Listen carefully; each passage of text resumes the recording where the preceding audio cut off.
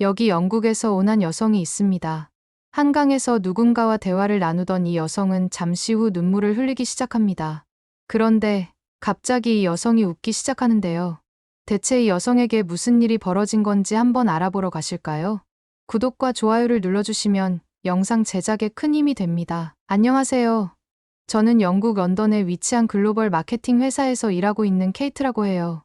한 여자로서 경쟁력 있는 이 업계에서 성공하려면 열정과 노력이 필수적이라는 걸 잘 알고 있었죠. 그래서 입사 초기부터 눈에 띄는 성과를 내기 위해 이리저리 뛰어다녔습니다. 제 위에는 사수가 있었는데 그는 중국에서 온 리펑이라는 분이었어요. 처음 그를 봤을 때부터 솔직히 실망감이 컸었어요. 항상 찌푸리는 인상과 말투가 영 마음에 들지 않았거든요. 제가 기대했던 것과는 완전히 딴판인 느낌이랄까요. 알고 보니 소문으로만 무성했던 그의 실력은 그저 신기루에 불과했어요. 큰 꿈을 꾸고 입사한 저로서는 배우고 싶은 걸 배우지 못한다는 사실에 당혹스러웠죠. 처음엔 겉모습만 그런 거고 뭔가 있겠거니 했는데 시간이 지날수록 리펑에게서는 배울 만한 게 하나도 없다는 걸 깨달을 수밖에 없었어요. 업무적으로 질문을 해도 명쾌한 답변을 기대하기 힘들었고 그가 내놓은 아이디어들은 뻔하고 진부해서 실망스러웠죠. 외국인 신입사원인 제가 보기에도 그의 업무 능력은 형편없는 수준이었어요. 도대체 그가 어떻게 사수 자리에 앉아 있는 건지 이해할 수가 없더라고요. 하지만 배울 건 배워야겠다는 일념으로 그에게 매달렸죠. 뭐라도 얻어가려고 안간힘을 써보았지만 돌아오는 건 부질없는 자료들과 그의 횡설수설된 말뿐이었어요. 결국 리펑에게서 배울 수 있는 건 하나도 없다는 걸 인정할 수밖에 없었습니다. 회사에서의 날들이 고달프고 힘들게만 느껴졌어요. 말씀드렸다시피 제 사수인 리펑은 정말이지 문제가 많은 사람이었어요. 일단 그는 중국에 대한 자부심이 하늘을 찔렀죠. 매번 중국은 최고의 국가라고 말했고 중국의 역사와 문화가 세계 최고라는 말을 입에 달고 살았으니까요. 특히나 중국 남자들이 얼마나 잘났는지, 어떤 매력과 능력을 갖추고 있는지 늘어놓는 말은 정말 듣기 힘들 정도였어요. 세계 그 어디에도 중국 남자들처럼 특별한 존재는 없다는 그 말만 백날 해대니 이젠 지겹기까지 하더라고요. 자국에 대한 자부심이야 물론 좋지만 그렇다고 매일같이 남이 귀에 못 박아도 될 만큼 과한 건 곤란하잖아요. 그의 자랑에 절로 기분이 상하고 불편해질 때가 한두 번이 아니었죠. 게다가 그는 위생 상태도 말이 아니었어요. 그는 회사 내에서도 악취를 풍기기로 유명한 사람이었거든요. 양치를 했는지 의심스러울 만큼 입에서는 설명하기도 힘들 만큼 항상 고약한 냄새가 풍겼고 손톱에는 항상 때가 껴있고 머리카락은 늘 기름지고 지저분했죠. 도무지 그가 어떻게 매일 출근할 수 있는지 이해가 안 갈 정도였어요. 그의 책상 주변으로 다가가기만 해도 코를 막아야 할 지경이니까요. 대체 왜 회사는 저런 사람을 두고 있나 싶을 때가 한두 번이 아니었어요. 알고 보니 중국 본사의 임원과 친인척 관계라는 뒷내기가 있더라고요. 뭐 그렇다 보니 아무도 그에 대해 뭐라고 하지도 못하는 거겠죠.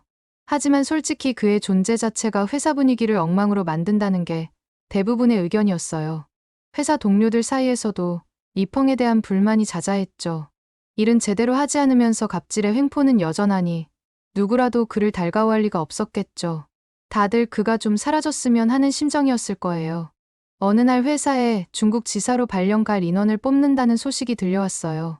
다들 설마 내가 걸리진 않겠지 하면서도 은근히 긴장했죠. 그런데 그 중국행 1순위 후보로 떠오른 사람이 있었으니 그게 바로 저희 팀의 골칫덩어리 리펑이었던 거예요. 본사에서도 그가 얼마나 문제아인지 잘 알고 있었던 모양이에요. 하지만 리펑은 가고 싶지 않다고 회사에 고집을 부렸고 회사는 바로 리펑에게 그와 함께 파트너로 중국에 갈 사람을 고를 기회를 준 거예요. 이 소식을 들은 리펑이 싱글벙글한 얼굴로 저를 찾아왔을 때 왠지 모를 불길한 기운에 온몸에 소름이 돋더라고요. 그의 음흉한 눈빛에 섬뜩함을 느꼈던 게 지금도 생생히 기억나네요. 진심으로 원하지 않았지만 예상대로 그는 중국행 파트너로 저를 선택했어요. 제가 정말 싫다는 표정을 대놓고 지어도 리펑은 아랑곳하지 않고 끝까지 저를 지목했어요. 한마디로 반강제로 중국행을 강요당하게 된 거죠. 뭐 이미 결정된 일을 제가 되돌릴 수는 없었겠지만 순간 머리가 하얘지면서 온몸에 힘이 쭉 빠지더라고요. 갑작스레 찾아온 이 절망적인 상황에 눈앞이 캄캄해졌어요. 이게 다 증오스러운 리펑 때문이란 사실에 속이 뒤집혀 올 것만 같았죠. 왜 하필 저일까요? 도망가고 싶은 마음뿐이었어요. 순간 머릿속에 온갖 생각들이 스쳐 지나갔어요. 중국에 간다니 저에겐 너무나 막막한 일이었거든요. 우선 저는 중국어를 한마디도 못하는데 어떻게 중국에서 일을 한단 말인가요? 게다가 낯선 중국 문화에 적응하는 것도 쉽지 않을 것 같았고요. 회사 내에서는 영어만 쓰면 된다고 하지만 일상생활은 어쩌란 말이에요. 중국으로 발령을 간다니 앞이 캄캄할 뿐이었죠. 이런 제 심정을 모른 척 회사에서는 오히려 더 많은 보수를 준다니 그 기회를 놓치지 말라며 집요하게 설득하기 시작했어요. 꼭 가야만 한다는 식으로 말이죠. 제 의사는 안중에도 없었던 거예요. 심지어 회사에서는 제가 중국 생활에 적응하지 못하더라도 2, 3년 후면 영국 본사로 복귀할 수 있다는 말까지 덧붙이며 회유했어요. 하지만 회사의 강압에 저는 어쩔 수 없이 굴복하고 말았죠. 애초에 리펑 같은 사람을 회사에서 왜 데리고 있었던 걸까요? 그가 저지른 난장판에 뒤치다꺼리는 고스란히 제 몫이 되어버렸다고 생각하니 억울하고 화가 나서 머리끝까지 치솟는 심정이었어요. 어쩔 수 없이 결국 저는 리펑과 함께 중국행 비행기에 몸을 실었죠. 차라리 악몽이기를 바랐지만 냉혹한 현실이었어요. 중국에 도착한 저는 충격을 금치 못했어요. 공항에서부터 밀려드는 인파에 압도당하고 질서 없이 뒤엉킨 길거리를 보며 경악을 금치 못했죠. 이곳이 정말 살아갈 곳인지 의문부터 들더라고요. 낯선 중국 문화에 적응하기 위해 분주히 움직였지만 쉽지 않았어요. 도로 위는 각자 도생의 세계인 듯 차들은 앞다퉈 달리고 신호등은 무시한 채 사람들은 이리저리 뛰어다녔죠. 지하철 안도 숨 쉴 틈이 없이 빼곡했고 어딜 가나 요란한 소음이 끊이질 않았어요. 위생 상태도 말할 것도 없었죠. 도대체 이곳에서 어떻게 지내야 할지 막막하기만 했어요. 아침에 일어나면 창밖에 뿌연 스모그가 가득했고 바람이라도 불라치면 날려오는 모래먼지의 쓰레기들까지 저를 덮쳤어요. 도무지 정신을 차릴 수가 없더라고요. 한 번은 출근길에 길거리에 쓰러져 있는 사람을 봤는데 사람들은 아무렇지도 않게 지나치더라고요. 생명의 존엄 같은 건 영 찾아볼 수 없는 그런 도시 분위기였죠. 저라도 일으켜 세워야겠다 싶어 그 사람을 불렀는데 알고 보니 노숙자였더라고요. 미치고 환장할 노릇이었죠. 마음둘 곳 없이 방황하던 어느 날 회사에 한 사람이 정금 왔다는 소식을 들었어요. 놀랍게도 한국인 이민혁 팀장님이었죠. 그의 등장은 절망에 빠져있던 저에겐 한 줄기 빛과도 같았어요. 민혁 팀장님은 사람 좋아 보이는 온화한 인상에 깔끔한 외모를 갖고 있었고 겉모습만 봐도 중국인들과는 다른 세련미가 느껴졌죠. 민혁 팀장님은 제가 낯선 환경에 잘 적응할 수 있게 많은 도움을 주셨어요. 중국 문화에 대해 설명해 주기도 하고 좋은 식당이나 편의시설 같은 걸 알려주기도 하면서요. 그런 그의 배려심에 절로 고마운 마음이 들었죠. 회사 내에서도 민혁 팀장님의 활약은 대단했어요. 따오는 프로젝트마다 대박이었고 무엇보다 팀원들을 독려하고 이끄는 리더십이 돋보였어요. 민혁 팀장님이 중국인 리펑 사수와는 비교도 안 될 정도로 훨씬 나은 상사였어요. 일할 때는 냉철하고 이성적인데 또 팀원들에겐 인간적으로 따뜻하게 대해주시거든요. 그런 면이 정말 멋지다고 생각했죠. 저에게 민혁 팀장님은 든든한 버팀목 같은 존재였어요.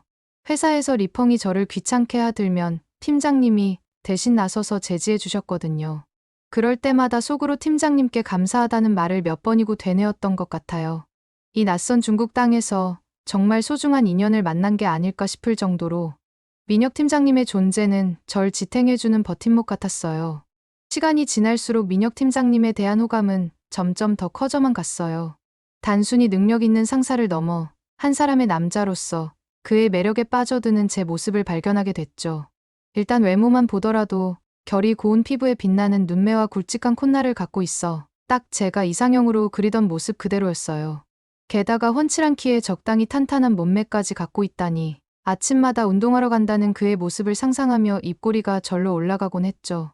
그에 비해 중국인 리펑 사수는 쭈글쭈글한 얼굴에 이빨은 떡 벌어지고 머리카락은 기름기로 뻑뻑했고 얼굴에선 늘 땀이 비오듯 줄줄 흘렀으니까요. 이런 게 비교가 된다는 게 말이 돼요? 민혁 팀장님과 나란히 앉아있으면 은은하게 풍겨오는 비누 냄새에 저도 모르게 계속 맡고 있고 싶을 정도였어요. 가끔 저에게 미소 지으실 때면 하얗게 반짝이는 치아에 절로 시선이 고정되곤 했죠. 그런 팀장님이랑 일하는 게 즐거웠어요. 회의하다 보면 날카로운 지적으로 문제점을 짚어내는 그의 모습에 감탄하게 되고 복잡한 프로젝트도 술술 풀어내는 머리회전에 존경심이 들더라고요. 쉴 틈 없이 바쁜 와중에도 민혁 팀장님은 늘 저를 챙겨주셨어요. 감기 기운이 있는 거 아니냐며 약을 건네주기도 하고 힘내라며 맛있는 간식을 사다 주시기도 했죠. 팀장님이 그런 말씀하실 때마다 왠지 모를 설렘의 마음이 두근거렸어요. 그냥 상사로서 팀원을 배려해 주시는 건지 아니면 제게 특별한 마음이 있어서 그러시는 건지 모르겠지만 이런 착각을 할 때마다 저렇게 잘생긴 사람이 저를 좋아할 리가 있겠냐 싶은 생각을 하면서 스스로가 한심해지곤 했죠. 또 한 번은 팀장님과 BTS에 대해 얘기하다 설레었던 적도 있어요. 제가 BTS를 좋아한다고 하니 민혁 팀장님도 관심이 많다면서 자기가 참 좋아하는 노래를 들려주셨죠. 그렇게 K-팝으로 이어진 저희의 대화는 한참을 이어졌고 틈만 나면 한국에 대해 팀장님이랑 계속 얘기하곤 했죠. 이런 일상의 작은 행복들 덕분에 낯선 중국 생활도 조금씩 익숙해질 수 있었던 것 같아요. 중국인 사수의 존재는 여전히 불편했지만 민혁 팀장님이 있어 견딜만 했죠. 중국에서의 생활이 어느덧 익숙해졌을 무렵 제 주도하에 굉장히 중요한 중국 거래처와 미팅을 준비하게 되었어요. 회사에서는 영어만 사용하면 된다 했지만 어쩐지 불안한 마음에 단단히 준비를 했죠. 발표 자료도 꼼꼼히 만들고 중요 포인트도 여러 번 체크했어요. 그런데 발표를 하는 날 분위기가 심상치 않더라고요. 거래처 사람들의 표정이 좋지 않았거든요. 왜 그렇게 표정이 안 좋은지 이유를 찾을 수가 없어 불안했어요. 발표를 마치고 고개를 들어보니 모두의 얼굴에 당혹스러운 표정이 역력했어요. 알고 보니 중국에서는 중국어로 된 자료까지 준비하는 게 기본이었던 거였죠. 저는 그걸 몰랐던 거죠. 순간 얼굴이 화끈거리고 식은땀이 줄줄 흘렀어요. 바로 그때 옆에 있던 리펑 사수가 중국어로 보충 설명을 시작하는 게 아니겠어요? 그의 말솜씨에 모두의 이목이 집중되더니 어느새 분위기가 반전되기 시작했어요. 겨우 마음을 놓으려는데 이번엔 계약서에 사인을 하는 과정에서 중국식 계약 문화를 몰라 실수를 할 뻔했죠. 다행히 리펑 사수가 재치 있게 받아쳐 위기를 모면했어요. 결국 이번 미팅은 리펑 사수 덕분에 좋은 성과를 낼 수 있었어요. 제가 준비한 건 무용지물이 되고 말았지만 사수의 존재감이 돋보이는 순간이었죠. 일이 끝나고 난 후 모두가 안도의 한숨을 내쉬었어요. 리펑 사수에 비해 한참 모자란 신입사원인 제가 부끄러워지기도 했죠. 아직 배울 게 많다는 걸 뼈저리게 느낀 하루였어요. 미팅이 끝난 뒤 거래처 사람들이 감사 인사를 겸해 회식 자리를 제안했어요. 리펑 사수 덕분이긴 했지만 막상 그와 한 자리에 있자니 어색하고 꺼림칙한 기분이 들더라고요. 하지만 예의상 거절할 수도 없는 노릇이었죠. 어쩔 수 없이 회식 자리에 따라갔어요. 술잔이 오가기 시작하자 리펑 사수는 저를 유독 신경 쓰는 것 같았어요. 술을 따라준다며 가까이 다가오는 모습에 절로 몸이 움츠러들었죠. 괜히 자꾸 눈을 마주치지 않으려 고개를 숙이고 술만 들이켰어요.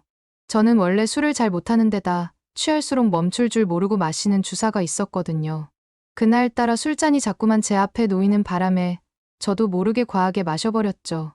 한참을 술에 취해 있던 중 문득 깨어나 보니 리펑 사수는 없고 저 혼자 남아있더라고요. 하지만 숙취로 머리가 지끈거려 더는 주위를 살필 여력이 없었어요. 그 뒤로 어떻게 집에 돌아왔는지 기억이 가물가물했어요. 잠에서 깨어난 건 다음날 아침, 제가 아닌 낯선 공간이었죠. 그런데 문제는 따로 있었어요. 옆을 돌아보니 웬 알몸의 남자가 제 곁에 누워있는 거 아니겠어요? 순간 머리가 띵하더니 온몸에 소름이 돋았어요. 설마 싶어 다시 눈을 비볐지만 분명 그 남자는 리펑 사수였어요. 머릿속이 하얘졌어요. 어젯밤에 대체 무슨 일이 있었는지 기억은 하나도 나지 않고 이 상황을 인정하고 싶지 않았어요. 오죽하면 그 상황 때문에 숨이 턱 막혀왔죠. 당장이라도 도망치고 싶은 심정으로 허겁지겁 옷을 챙겨 입고 호텔을 빠져나왔어요. 하지만 그 뒤로도 불안감은 가시지 않았어요. 며칠 후 2주 가까이 생리를 하지 않은 제 몸에 이상 신호가 와 병원에 갔어요. 의사가 건네는 임신 확인서를 받아든 순간 머릿속이 하얘지는 걸 느꼈어요. 리펑이 이 사실을 알고 책임지겠다며 결혼하자고 했을 때 마음의 준비도 되지 않은 채 울며 겨자 먹기로 승낙할 수밖에 없었어요. 꿈에도 그리지 않았던 이런 식의 결혼이라니 정말 절망스러웠죠. 이렇게 원치 않는 상황 속에서 어쩔 수 없이 혼인신고서에 도장을 찍었어요. 앞날에 대한 불안감으로 가득 찬 그날의 기억이 아직도 어제 같네요. 결혼 생활 초반에는 그럭저럭 버틸만 했어요. 사수와 남편이라는 이중적 관계가 어색하긴 했지만 서로를 배려하며 새로운 삶에 적응해 나가려 노력했거든요. 그런데 어느 순간부터 남편의 태도가 돌변하기 시작했어요. 술만 마시면 예고도 없이 저에게 욕설을 퍼부어대는 거예요. 처음엔 술김에하는 실수겠거니 넘겼는데 점점 강도가 심해지더라고요. 게다가 외모 비하까지 서슴지 않았어요. 뚱뚱하다느니 몸매가 볼품 없다느니 막말을 하더라고요. 가끔은 노골적으로 무시하기까지 했죠. 남편의 입에서 나오는 말이라고는 여성 비하와 억압뿐이었어요. 하다못해 세상 모든 여자는 남자에 복종해야 한다는 말까지 서슴없이 내뱉었다니까요. 그런 문제로 계속 다투다 보니 부부싸움은 일상이 돼버렸어요. 그때마다 왜 이런 선택을 했나 자괴감이 밀려왔죠. 이런 악몽 같은 결혼 생활을 언제까지 견뎌야 할지 끔찍했어요. 사실 불화의 근본 원인이 뭔지 짐작은 갔어요. 술 취한 남편의 셔츠에선 이상한 향수 냄새가 진동을 했거든요. 게다가 립스틱 자국까지 선명하게 묻어있는 걸 보면 뭔가 찜찜한 구석이 있다는 건 불 보듯 뻔했죠. 마침내 용기를 내어 남편에게 따졌더니 그는 오히려 큰 소리를 치더라고요. 여자가 아래 것이면서 무슨 자격으로 따지냐며 험악하게 윽박지르는 게 아니겠어요? 그러더니 저를 갑자기 밀치더라고요. 저는 그 바람에 순간 중심을 잃고 테이블 모서리에 배가 부딪혔어요. 아찔한 통증과 함께 피가 바닥에 흩어지는 걸 보고 저도 소리를 지르고 정신을 잃었습니다. 정신을 차려보니 병실 침대 위였어요. 남편의 폭력으로 유산을 했다는 청천벽력 같은 진단을 듣는 순간 머릿속이 하얗게 변했어요. 눈앞이 깜깜해지는 기분이었죠. 더는 이 남자와 살 수 없다는 생각뿐이었어요. 떨리는 목소리로 이혼을 요구했죠.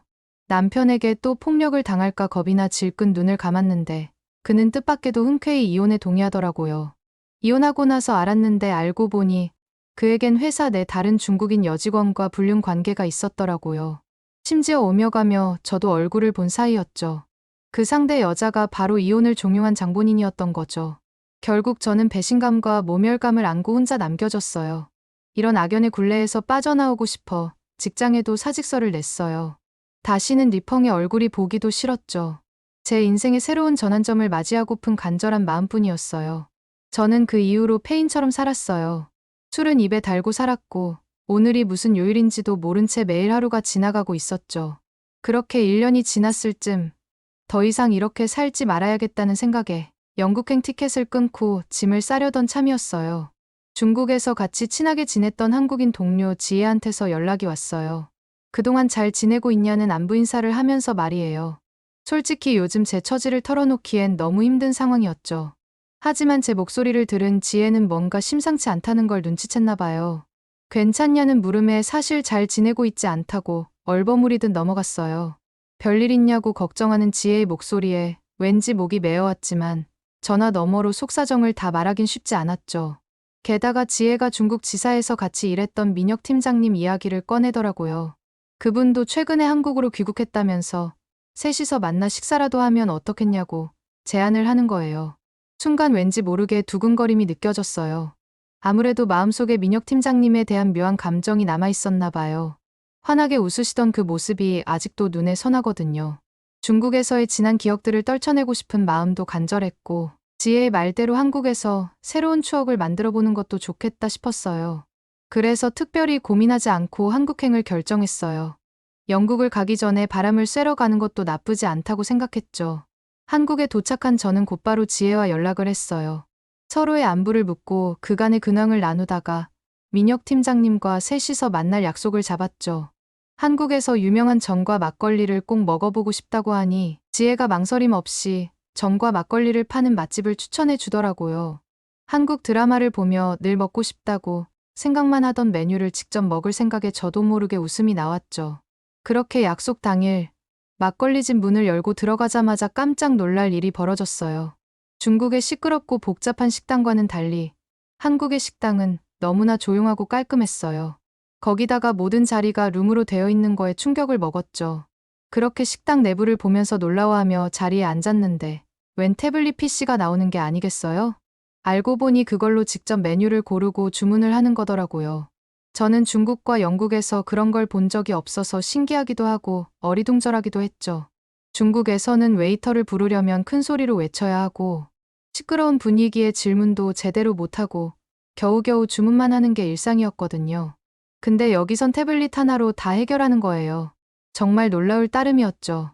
게다가 음식을 나르는 것도 사람이 아니라 로봇이었다니까요. 꽤 큰 로봇들이 쟁반을 들고 부지런히 오가는데 제 눈을 의심할 뻔했어요. 마치 미래에 온 것 같달까요? 상상도 못할 광경이었죠. 근데 더 신기한 건 따로 있었어요. 우리가 주문한 음식들이 막 도착하기 시작했는데 전과 막걸리라는 조합이 정말 충격적이었거든요. 중국에선 그런 메뉴는 상상도 못했을 테니까요. 저는 해물전으로 시켰는데 그 모양새부터가 독특하더라고요. 밀가루 반죽 안에 속을 많이 채운 뒤 기름에 지져낸 것 같았어요. 첫 한 입 베어 물자 고소하면서도 바삭한 맛에 감탄이 절로 나왔죠. 거기다가 씹을 때마다 해물이 톡톡 튀면서 찍어 먹는 간장 소스와 너무 잘 어울리는 게 아니겠어요? 느끼함이 느껴질 쯤 속에 들어간 야채들은 달달한 맛을 내면서 개운함을 느끼게 해줬죠. 거기에 막걸리라는 술을 곁들이니 정말 환상의 궁합이었어요. 쌀로 만들어서 그런지 부드럽고 담백한 맛인데 은은한 단맛이 퍼지면서 몸에 온기가 돌더라고요.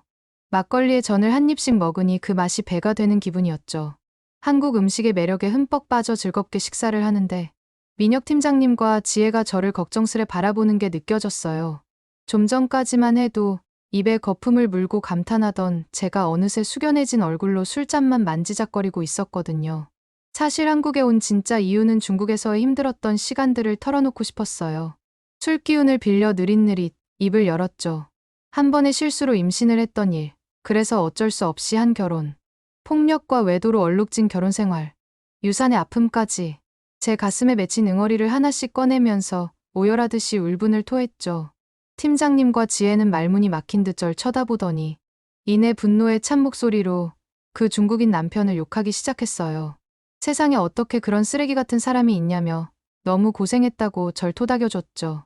한참을 울었더니 어느새 해가 저물고 있더라고요.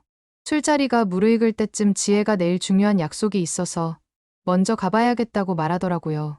아쉬운 마음에 배웅을 하고 돌아오는데 저와 민혁 팀장님이 단둘이 남겨졌다는 걸 알게 된 순간 묘한 긴장감에 두근거림이 멈추지 않더라고요. 민혁 팀장님은 자연스럽게 내일 특별한 일정 없냐고 제게 물었어요. 없다고 대답하자 팀장님이 웃으며 그럼 내일 같이 어디 가볼래요? 라고 말했죠. 가만히 귀를 기울여 보니 더현대 서울이라는 쇼핑몰을 가보면 좋겠다고 하시는 거예요. 거기 요즘 가볼 만한 곳이 많다면서요. 망설일 이유가 없었죠. 고개를 끄덕이며 좋다고 했어요. 다음 날 약속 장소로 향하는 내내 두근거렸어요. 팀장님과 단둘이 데이트라니 왠지 모를 설렘에 잠겼거든요. 한껏 멋을 내고 나왔더니 팀장님은 절 보자마자 예쁘다며 칭찬을 아끼지 않으셨어요. 근데 팀장님이 타고 온 차를 보고 절로 입이 딱 벌어졌죠. 제네시스라는 현대의 고급 브랜드더라고요. 영화나 드라마에서나 봤을 법한 그런 멋진 차였어요. 차 문을 열어주는 팀장님의 센스에 괜스레 얼굴이 화끈거렸어요. 차 안에 바로 앉으려다 저는 고민을 했어요. 새하얀 가죽 시트를 보고 절로 주춤하게 됐거든요. 왠지 제가 입은 청바지가 시트를 더럽힐까봐 겁이 났어요. 민혁 팀장님은 망설이는 저를 보더니 그냥 편하게 앉으라고 다정하게 말씀하시더라고요. 차에 탄 순간 은은한 향기가 풍겨왔어요. 이런 게 고급 차의 내부구나 싶었죠. 전 남편 리펑의 차하고는 천지 차이더라고요. 담배 냄새랑 식초 냄새 진동했던 그 차가 떠올라 괜히 코끝이 찡그려졌어요. 팀장님 차는 안을 둘러보니 가죽으로 둘러싸여 차를 더 고급져 보이게 만들었고 기어 손잡이는 마치 보석 같았어요. 이런 차를 제가 타도 되나 싶더라니까요. 차가 부드럽게 움직이기 시작했는데 정말 꿈만 같더라고요. 마치 구름 위를 떠다니는 듯한 그런 승차감이었어요. 그렇게 민혁 팀장님 차를 타고 가는데 자연스레 전 남편과 비교가 되었죠. 전 남편은 운전하면서 난폭하게 욕설을 내뱉곤 했어요. 그런데 민혁 팀장님은 정중하고 친절하게 운전을 하시는 거예요. 그렇게 저희는 쇼핑몰에 도착했고 쇼핑몰에 들어서자마자 깜짝 놀랄 일이 또 있었어요. 지금 그곳에서 BTS 팝업 스토어 행사가 한창이라는 거예요. 순간 이게 우연일까 싶었죠. 알고 보니 저랑 중국에서 같이 일할 때 제가 BTS 얘기를 한 걸 팀장님이 다 기억하고 계셨던 거더라고요. 한국에 있는 동안 좋은 추억 만들어 가라며 일부러 이곳에 데려온 거라고요. 배려심에 절로 코끝이 찡해졌어요. 저는 그 팝업 스토어에서 굿즈도 구경하며 한참을 즐겼어요. 민혁 팀장님은 그런 저를 보며 웃는 얼굴로 저를 지켜봐 주셨죠. 그렇게 정신없이 놀고 있었는데 제 뱃속에서 천둥 소리가 나는 거 아니겠어요? 그 소리를 들은 팀장님은 피식 웃으시더니 쇼핑몰 안에 있는 푸드코트로 향하셨죠. 마침 한식당이 있어서 망설임 없이 그곳으로 발걸음을 옮겼어요. 메뉴판을 보니 제 눈에 들어온 게 있었어요. 떡갈비더라고요. 한국 드라마에서 봤던 그 음식 맞죠? 가만히 읽어보던 저는 순간 고개를 갸웃거렸어요. 떡갈비라면서 왜 떡이 없는 거지? 그 의문을 팀장님께 말씀드렸더니 팀장님은 껄껄 웃으시더라고요. 알고 보니 떡갈비에는 원래 떡이 안 들어간대요. 떡과 비슷한 모양이라서 떡갈비라고 하더라고요.